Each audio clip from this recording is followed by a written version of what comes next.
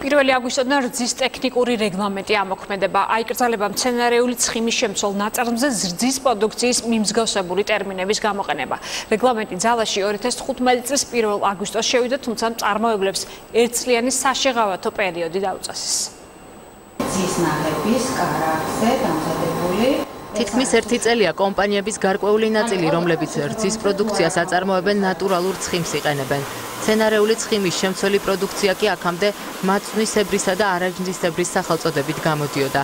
დღეიდან რძის ტექნიკური რეგლამენტი სრულად ამოქმედა, რაც ნიშნავს იმას, რომ მწარმოებლებს აღნიშნული ტერმინების გამოყენებაც ეკრძალებათ. რძის ტექნიკური რეგლამენტი ძალაში 2015 წლის 1 აგვისტოს შევიდა. მწარმოებლებს ახალ წესებთან ადაპტაციისათვის ერთწლიანი საშეღავათო პერიოდი დაუდგინდათ, რაც ეტიკეტზე რძის ნაწარმის მიმსგავსებული ტერმინების გამოყენებას ითვალისწინებდა. სურსათის ეროვნულ სააგენტოში აცხადებენ, რომ ტექნიკური რეგლამენტის ამოქმედების შემდეგ სამომხმარებლო ბაზარზე რძის პროდუქტების ხარისხი გაუმჯობესდა.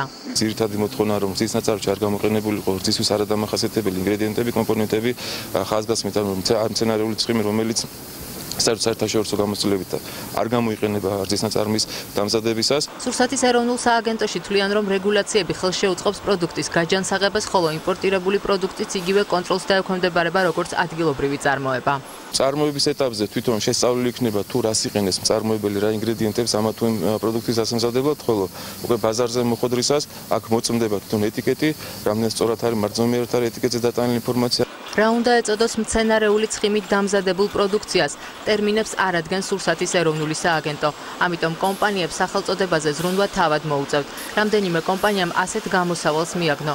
ეტიკეტზე წარწერა რძის შემცველი პროდუქტი დატოვა, ხოლო მცენარეული ცხიმის შემცველ მაწონისებრ პროდუქტს 100 მს დააწერს, არაჟნის შემცველს კი 100 ას.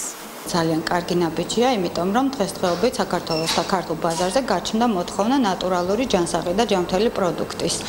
შესაბამისად ამ რეგულაციამ დააკანონა ის, რომ ხაჭო ვერ იქნება ხაჭო თუ არ არის ის ნატურალური. ფერმერთა ასოციაციაში რეგულაციებს დადებითად აფასებენ და აცხადებენ, რომ მომხმარებელს საშუალება ექნება პროდუქტის შემადგენლობის შესახებ ინფორმაცია სრულად ფლობდეს. ნინო ზამბახიძე ამბობს, რომ გამკაცრებული კანონი ფერმერულ მეურნეობაში კონკურენციის გაზრდას შეუწყობს ხელს. შეიძლება ხელი შეუწყოს უფრო მეტი ფერმერული მეურნეობის განვითარებას საქართველოში, ნედლი რძის უფრო მეტის წარმოებას, რაც თავისთავად ვფიქრობ, რომ შესაძლებელია, რომ პირიქით არა იყოს კონკურენტუნარიანი გარემო, ოღონდ არა ფასის კუთხით, არამედ მარკეტინგული კუთხით და იმ კუთხით, რომ თქვა მცირე და საშუალო ბიზნესს უფრო მეტი საშუალება ჰქონდეს თავის პროდუქციის რეალიზაციის. დღეიდან სურსათის ეროვნული სააგენტო რეგულარულ შემოწმებას იწყებს.